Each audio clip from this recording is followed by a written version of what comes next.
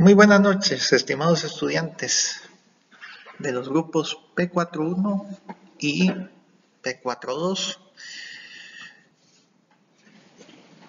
Hay un tema que tenemos entre manos y el propósito de este video es justamente ponerle el punto sobre la I acerca del tema de falacias, que es parte de lo que hemos venido tratando en la unidad número 1. ¿Cómo hacerlo? Bueno, le he llamado a esta presentación no para menos las falacias y la comunicación humana, porque en definitiva, para poder tener claro el concepto de lo que es una falacia, tenemos que tener claro qué es la comunicación humana. Porque también otras especies se comunican, pero en el caso particular nuestro, pues lo hacemos de una manera particular. Y eso se vincula definitivamente con el concepto de falacias. Muy bien. Entonces, como parte de los materiales de consulta que debemos de tomar en consideración para el tratamiento de esta unidad 1, se ha preparado este material. Mucho gusto. De nuevo, entonces. Bien, para poder entender esto de las falacias y su relación con la comunicación humana, tenemos que dejar en claro que no es una falacia. Y como primera situación o tema a tratar es eso. Una aclaración de entrada.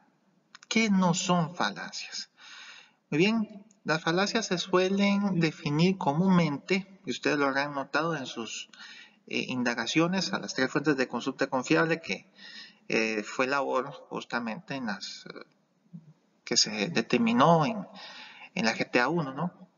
Como primera actividad de definición del concepto, se habrán dado cuenta que la mayoría de definiciones apuntan a entender la falacia como una mentira o un engaño a secas. ¿Pero qué supone esto? Bueno, sí, si bien es cierto, se pueden entender como engaños, como mentiras,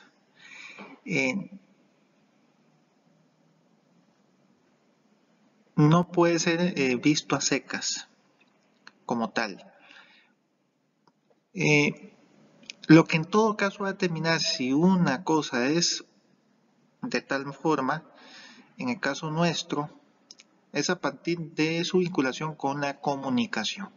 Es decir, dependiendo de la situación comunicativa de mi interrelación con el otro, así voy a determinar si estamos ante un caso, una mera cuestión circunstancial de que se genera una mentira o un engaño, o ya un asunto más complejo como lo son las falacias. Entonces, no es que estemos ante una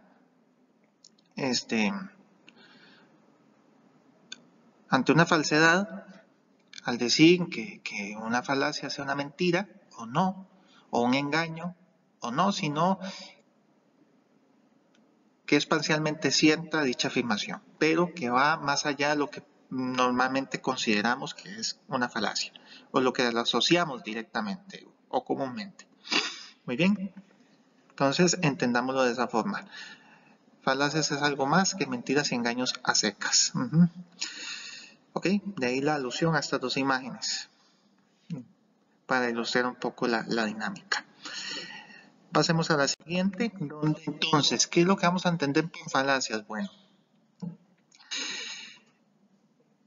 hay que ser claros que esto de falacias se relaciona, hemos dicho, con la comunicación humana, que supone la interrelación de dos o más sujetos, ¿cierto? Dentro de una situación comunicativa X. Muy bien, pero también esto va de la mano, bueno, al tratarse de que, siendo uno de los fines más bien de la comunicación, esto del intercambio de significados, pues definitivamente también será intercambio de razonamientos. Yo pienso lo que voy a decir, con una intención, ¿cierto? Yo siempre llevo una intención de por medio cuando me comunico, no lo hago a secas, sino precisamente por obtener algo a cambio. Ok, partiendo de estas presunciones, podemos decir entonces que falacias es exactamente lo que está señalándose en este párrafo. Dice, las falacias corresponden a razonamientos inválidos, ¿ok? A los que uno o varios interlocutores dentro de un acto comunicativo acuden como recurso lingüístico para tratar de persuadir mediante el engaño. Aquí aparece, notarán ustedes la palabra engaño, pero ya entendiéndolo dentro de una complejidad que, como se habrán dado cuenta, se relaciona con el concepto de razonamiento inválido y recurso lingüístico. Ya más adelante explicaré eso. Sigo. Acerca de determinada idea o posición sobre determinado tema. Siendo así, las falacias pueden generarse por dos razones. Por ignorancia sobre el tema que se está tratando. No se conoce al dedillo, entonces por hacerlo creer a la otra persona que lo que está diciendo es cierto, lo sigue haciendo, ¿no? Pero a sabiendas de que es por ignorancia, no conoce bien lo que está diciendo. O por conveniencia. ¿Qué quiere decir esto? Ese segundo factor del por qué se puede manifestar una falacia. Bueno, porque a sabiendas de que la persona sabe que está cometiendo una falacia, la continúa porque sabe que va a obtener de esa situación un beneficio a cambio. ¿Ok? Muy bien, esto entonces es lo que vamos a entender por falacias. Y bueno, notarán ustedes la presencia de varias palabras o frases, en este caso grupos nominales, ¿ok? Que están destacados en azul, o celeste más bien, porque considero que son los términos más importantes a considerar. ¿Por qué es un razonamiento inválido? Bueno, acordémonos que el ser humano actúa por medio del pensamiento, ¿cierto? Cuando intercambia conocimientos, lo que es un intercambio de pensamientos, de formas de entender el mundo. No es solamente decir una palabra, un conjunto de palabras en una frase por decirlas, tienen una razón de ser. El ser humano es social y socializado. Por lo tanto, todo lo que tiene que ver con valores, con costumbres, con tradiciones se van a ver presentes allí y eso lo va a verbalizar. Entonces, eso es. Son formas de entender el mundo, de concebirlo, de entenderlo. Pero al decir inválidos, y ahí nos acerca a una cuestión que es interesante, más adelante lo vamos a ver, que tiene que ver con la lógica proposicional, que es con la que operamos en el caso de nosotros los profesores de español, comunicación y comprensión lectora, de entender el razonamiento. ¿Ok? Inválidos por una razón. Hay algo que no está ahí, que está ahí presente más bien, que lo hace tomar esta característica. Entonces ese es el rasgo inválido la que hace que haya una falacia. Se dice que es un recurso lingüístico. Vuelvo y repito, palabras, frases, oraciones que se emplean, las emplea el hablante con esa finalidad de obtener, de conseguir por medio de la persuasión algo a cambio. A eso me refiero con recurso lingüístico. Es un recurso, es un elemento que tiene a disposición el hablante, en este caso interlocutor, para poder entonces obtener ese algo a cambio mediante el engaño. La otra frase, bueno, ya se saca por añadidura, lo acabo de decir. Por ignorancia, bueno, es una de las maneras en que se manifiesta la falacia, en cuanto la persona no conozca sobre el tema y empieza a cantinflear, por decirlo de alguna forma, a decir algo sin sentido, pero que trata de alguna forma de motivar al engaño, a persuadir a través del engaño a la persona. Y por conveniencia, porque como lo hemos dicho, si bien sabe que está cometiendo una falacia, la continúa, la sigue desarrollando, porque sabe que va a obtener algo a cambio. Muy bien, esto para que nos entendamos con lo que corresponde a falacias. Siguiente punto.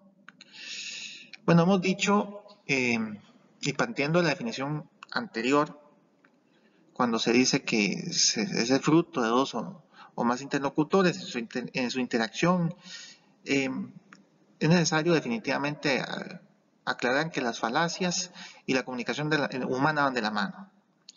¿Por qué? Porque aunque podamos definir falacias de tal manera que sí es cierto, se puede generalizar, se puede establecer una definición, esta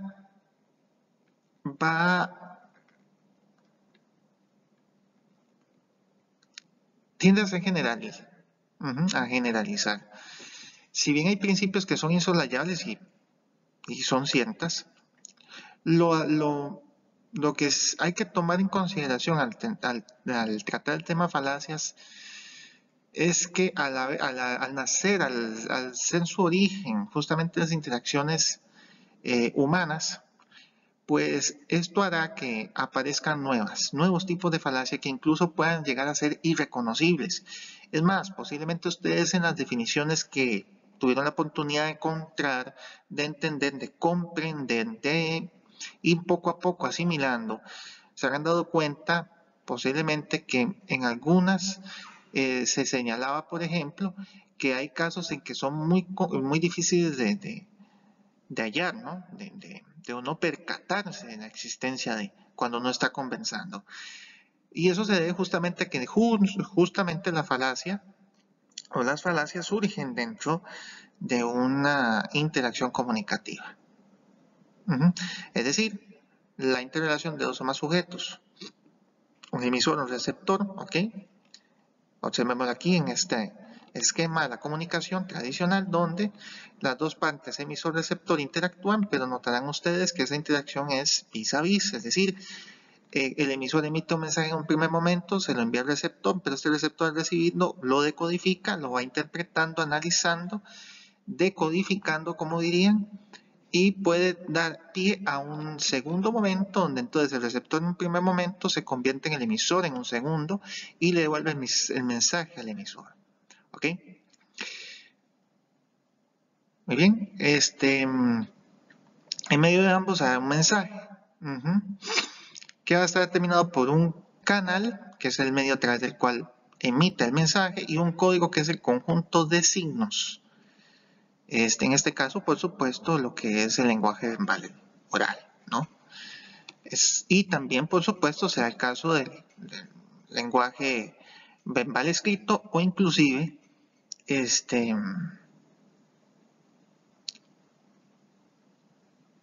si estuviéramos viendo un video, pues como más que todo de carácter publicitario, pensémoslo así, ¿qué estaría viéndose allí? ¿Qué estaría ocurriendo?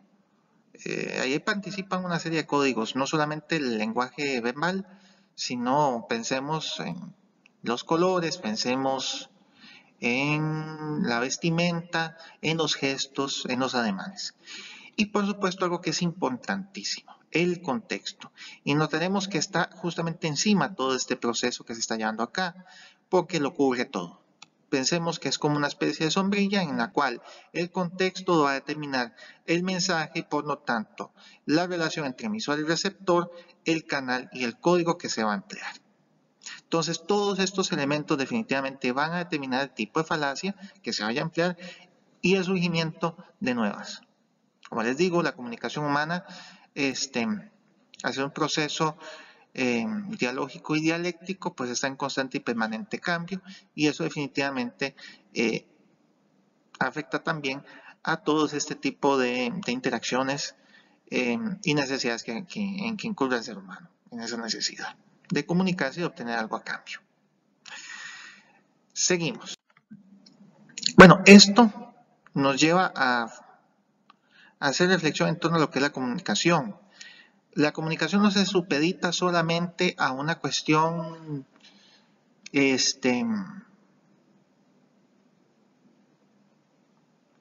unilateral. Eso hay que superarlo. La comunicación es un proceso y supone la interacción de dos o más sujetos. Y como hemos dicho, es debido a esa interacción, pues se dan intercambio de significados. Es decir, de ideas, pensamientos, emociones, puntos de vista, posiciones frente al mundo. De ahí que justamente la imagen que tenemos en el centro representa eso, ¿no? La interacción de 4 sujetos que poseen particularidades, ¿cierto?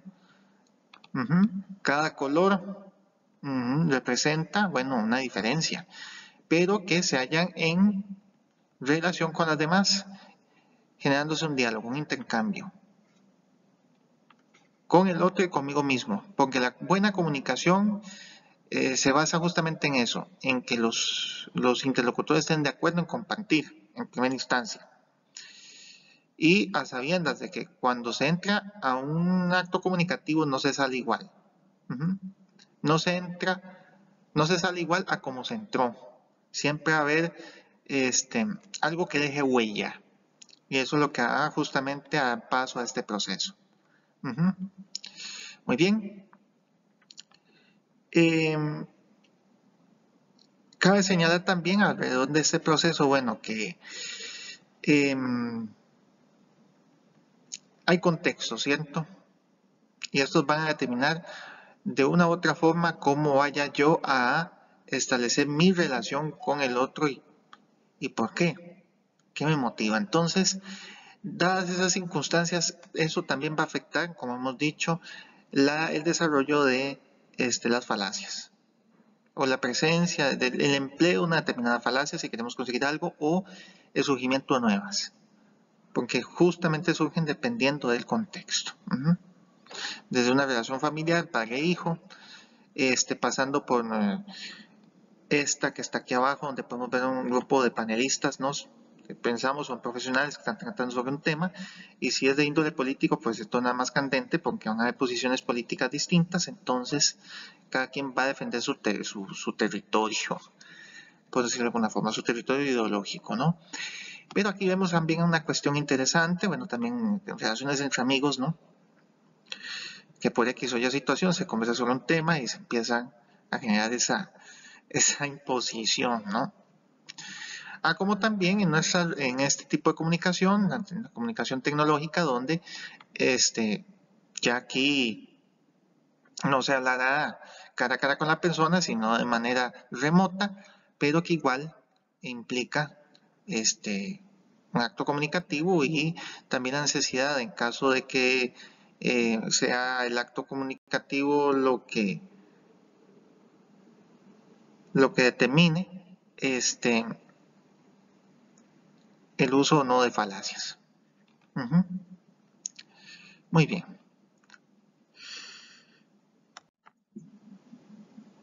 Las falacias, razonamientos deductivos. Como les venía diciendo, para entender las falacias, además de verlas dentro de lo que es la complejidad del acto comunicativo, van a hacer referencia, por supuesto, a lo que en el fondo está cuando tratamos el tema. Consiste en razonamientos, son razonamientos, las falacias son razonamientos de carácter deductivo. Para entender el concepto de razonamiento, pues tenemos que conocer acerca de lo que es la lógica. Que, vamos, se puede entender como un área de estudio de la filosofía, la cual se encarga en este caso sobre el pensamiento humano, cómo el ser humano piensa, razona, entiende el universo, pero sistematizándolo a nivel mental. Y bueno, ahí vamos otra vez a tomar en consideración que el ser humano lo que hace un acto comunicativo es un intercambio de significados, de ideas, pensamientos, emociones. Entonces va directamente relacionado con razonamientos o con argumentación. Cómo yo argumento, sostengo una idea. Okay. En el caso de las falacias, los razonamientos deductivos juegan un papel muy importante. Deductivos es lo que usted mira, observa de forma explícita en la realidad. Esta es una forma. Hay otras muchas, pero para propósitos nuestros en este primer momento del estudio de lo que son las falacias, nos vamos a encargar justamente de tratar ese tipo de razonamiento. Muy bien. Muy bien, veámoslo a través de este ejemplo. ¿Ok? De lo que es un razonamiento. veamos en primera instancia, bueno, vamos a leerla primero que todo y luego vamos a ir viendo sus partes. Dice así: todo argentino es americano. Todo salteño es argentino. Por lo tanto, todo salteño es americano. Muy bien. Notarán ustedes que esto es un razonamiento, esta es la estructura fundamental de un razonamiento. ¿Ok? Se compone de 3 oraciones. La última introducida por lo tanto. Esto no es casual, porque es la conclusión a la que se llega de las otras 2 oraciones. ¿Ok? Ahora, hay que darle nombre a esos elementos para que los entendamos de primera mano. Cuando yo digo todo argentino es americano, esto tenemos que entenderlo como la premisa mayor. Se define como aquel enunciado donde se establece en términos generales la idea principal, donde hay un elemento A, argentino, y un elemento B, americano. Un es, verbo ser, ¿ok?, conjugado en tercera persona, es un enlace, argentino-americano. Y todo es un adverbio. Esta frase, por insignificante que parezca, es premisa mayor y es general. Es la que nos va a establecer los 2 elementos, A y B. ¿Ok? Argentino y americano. Siguiente oración, todo salteño es argentino. Esto es lo que se conoce como premisa menor. Por una razón, si bien sigue siendo una oración copulativa, hay un verbo copulativo, ser, conjugado en tercera persona, que está enlazando salteño y argentino, conservándose todo como adverbio. Notaremos que salteño aparece como nuevo elemento. Pasamos de la generalidad a la particularidad. Salteño entonces es el elemento C y vamos a decir de C que es argentino. Es decir, tenemos que comenzar diciendo que es A en un elemento particular, salteño. Entonces, A, B, C, A. Todo salteño es argentino. Muy bien. Entonces, si todo salteño es argentino, es decir, se cumple la condición A establecida en premisa mayor, la conclusión, además de ir introducida por lo tanto, tiene que decir lo siguiente: si todo salteño es argentino, entonces todo salteño, es decir, C, cumpliría condición B, es americano. ¿Ok? ¿Ok? Esta sería entonces la conclusión que se obtiene. Por lo tanto, todo salteño es americano. Entendiéndolo de esta forma, estamos ante un razonamiento deductivo válido, porque la conclusión que se obtiene es congruente con las 2 premisas anteriores, a tal punto en que se respeta, por supuesto, el origen de los elementos A y B. Si yo quiero, para que tenga coherencia, por supuesto, ¿ok? Si yo he dicho que todo salteño es argentino, necesariamente la condición A en ese orden hace que se cumpla la característica B, es decir, es americano. ¿Qué pasaría al revés si yo hubiese dicho, ok, manteniendo igual la primera frase, todo argentino es americano, si yo hubiese dicho todo salteño es americano, yo podría concluir todo salteño es argentino, sí, pero ¿qué pasa? Que no es válido, porque no necesariamente todo americano es, todo salteño por ser americano quiere decir que es argentino. Esa es la situación. Entonces, eso es lo que hay que tomar en consideración a la hora de entender qué es falacia. Falacia es cuando la conclusión que se obtiene no corresponde con las premisas anteriores. ¿Ok? Es decir, vendría siendo un razonamiento inválido, lo que habíamos dicho al principio de la definición. Aquí queda claro. Es cuando la conclusión no corresponde con las 2 premisas anteriores. ¿Ok? Eso para que lo tomemos en cuenta, eso para que entendamos que corresponde a un razonamiento. Pero un razonamiento que al encontrarse inmerso entre una situación comunicativa, pues se torna más complejo. La definición de falacia, si bien cumple con ciertos principios, uno de ellos, razonamiento inductivo, perdón, razonamiento deductivo, y que se encuentra inmerso entre un acto comunicativo, eso es cierto. Pero lo que hay que entender también, y se puede deducir, es que al ser la comunicación tan compleja, asimismo las falacias lo son. Pueden surgir nuevas, entonces no se debe extrañar que nos dé, si estuviéramos ante una situación real, nos cueste un poco detectar el tipo de falacia, porque incluso se pueden dar una o varias. Es más, la complejidad de la comunicación es tal que no se va a presentar una en sentido puro. Eso se hace por cuestiones didácticas, pero ya en la realidad es otra cosa. Pero igual, al ser la primera vez que vamos a ir conociendo esto, lo vamos a ir viendo justamente de esa manera, y conociendo cada uno de los tipos. Y por ser la primera parte, vamos a concentrarnos en 3 tipos fundamentales.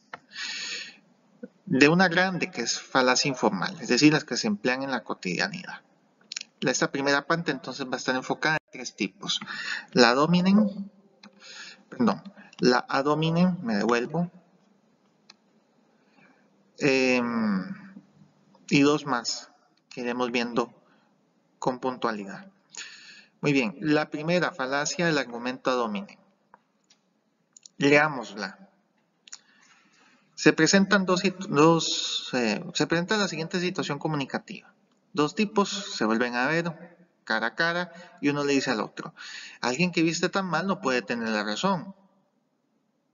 Y el otro, muy sorprendido, dice no, incluso sosteniendo un cartel con dicha expresión. Ok, ¿por qué razón podemos decir que es un argumento ad hominem? Pensemos un momento.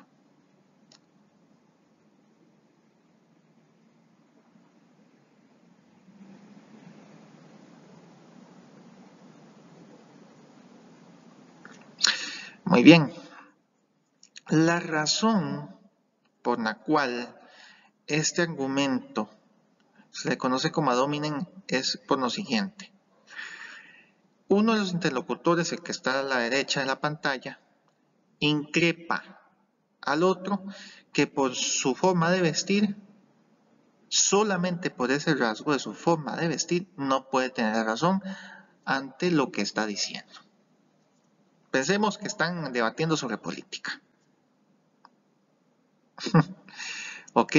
O alguna situación laboral, ¿no? Entonces, solamente por el hecho de vestir mal, ya invalida lo que está diciendo.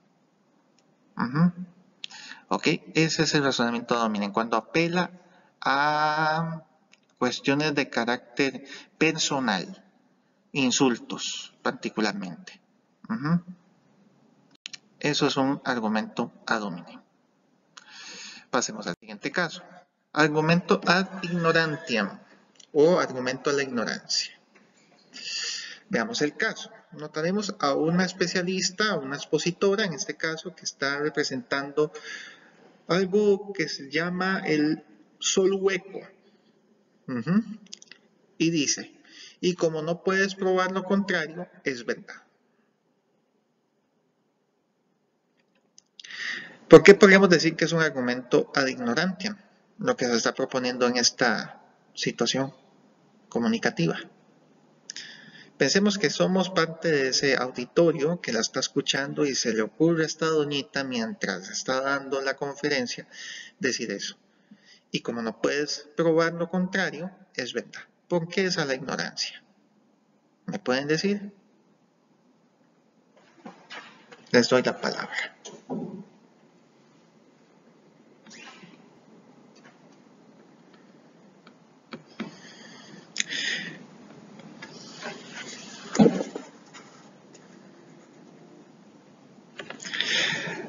Muy bien, chicos. La razón por la cual esa es la ignorancia, este caso, esta situación comunicativa, pensemos que somos parte del auditorio. En un momento a otro, la expositora, al presentar esta teoría, esta tesis de que el Sol es hueco, no posee núcleo, pues se le ocurre decir, para fundamentar su teoría, de que porque no podemos nosotros probar lo contrario de lo que está diciendo, ya por eso es certero, es verdadero lo que está diciendo. Se nos está diciendo a nosotros de que por no poseer conocimientos, ya eso da por válido lo que está diciendo. Eso es apelación a la ignorancia. ¿Estamos? Eso es este tipo de argumento ignorante. ¿Ok? Seguimos. Tercer caso, generalización apresurada. Veamos la imagen y lo que el periodista está queriendo decir. ¿Ok? Notarán ustedes que, bueno, hay un periodista que está relatando una noticia, está siendo enfocado con la cámara, está transmitiendo en vivo y bueno, parece ser que hay una situación ahí en la cual, bueno, de todo un rebaño de ovejas blancas aparece una negra. Y dice lo siguiente el periodista: nos encontramos ante una plaga de ovejas negras. ¿Por qué razón podemos decir que esto se trata de una generalización apresurada? ¿Qué nos quiere dar a entender esta imagen alusiva a la falacia de este tipo? Le cedo la palabra.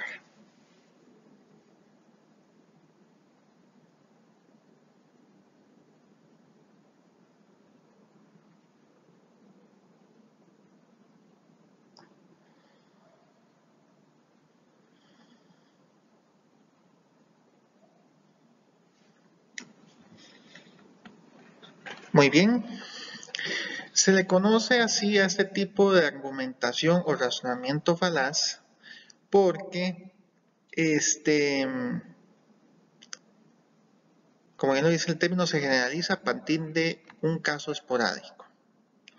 En este caso, pensemos que esta oveja negra, podría, si lo viéramos en una situación comunicativa real, pensar que porque una persona de tal raza o de tal credo cometió un crimen, quiere decir que los demás también lo hacen. Como sucede mucho en nuestra cultura, ¿cierto?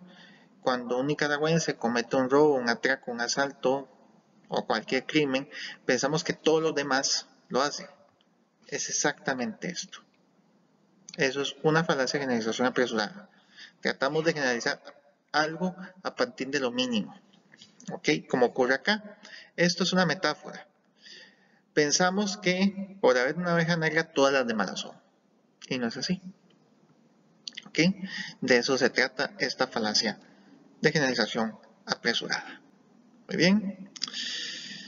Pues bien, ya hemos tenido la oportunidad entonces de conocer esos tres tipos de falacias, haber aclarado el concepto desde dos vertientes, entendida como parte del acto comunicativo, ¿cierto? Y también como parte de lo que se conoce como lógica proposicional o de enunciados, entendiéndolo como un razonamiento deductivo. Teniendo esto presente y todo lo que se ha conversado hasta el momento, te invito a lo siguiente: a darle manos a la obra para resolver esta situación que les reto a hacer. Lo que vamos a ver en estos momentos es un video de una entrevista hecha al escritor español Fernando Sánchez Dragó, por ahí del año 2005-2006 aproximadamente. Hecha por Jesús Quintero, un conocido periodista,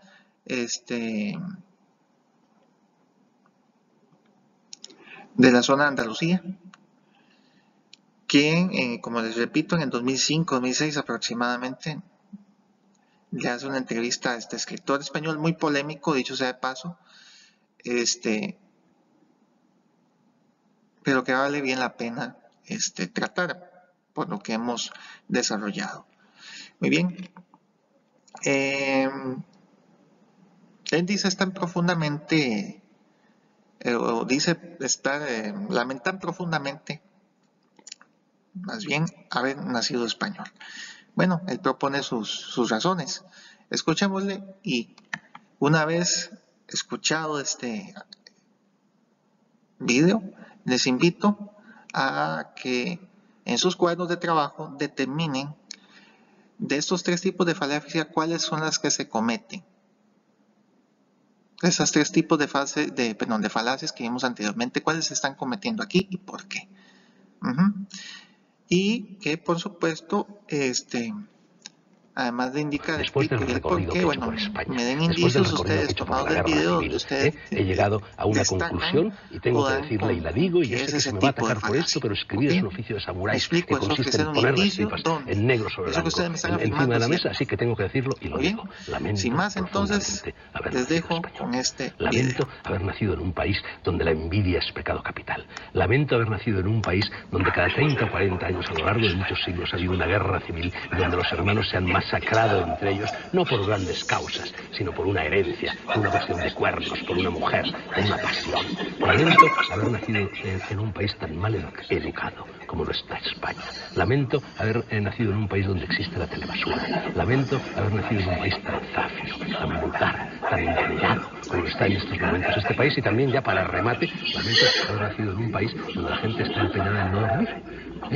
Odio, detesto los horarios españoles. Jesús, a mí me gusta, como al resto de la humanidad, me gusta almorzar entre las 12 y la 1 y cenar hacia las 7 de la tarde. Y durante la noche dormir, que es lo que hay que hacer, y levantarme cuando cantan los pájaros. Bueno, en España no se duerme. En España todo el mundo está mal dormido. Yo creo que una de las causas de las guerras civiles es ese empeño en no dormir. No dormir genera tal cantidad de toxinas, de agresividad y de mala leche en el organismo, que no puede ser de mala leche los españoles, de verdad. Cuando uno llega a un país como Japón, donde todo funciona, donde todo el mundo está bien educado, en parte de todo esto que te estoy diciendo tiene su culpa la literatura, el modelo de la picaresca. En España se ha asumido el modelo del pícaro. Cuando el pícaro es un delincuente, que lo que tiene que hacer es estar entre barrotes, aquí en España el pícaro es un héroe, y eso crea el país con mayor número de sinvergüenzas por metro cuadrado del mundo, después de Italia, otro país que también cogió, llevado por los españoles, el modelo de la picaresca.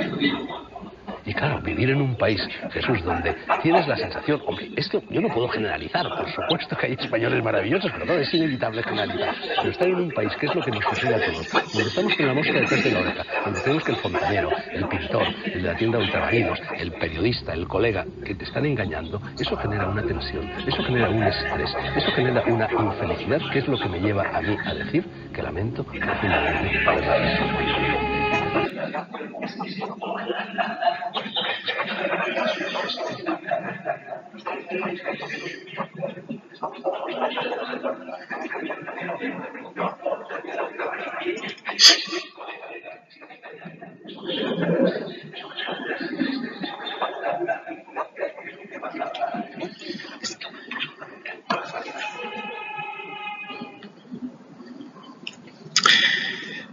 Muy bien.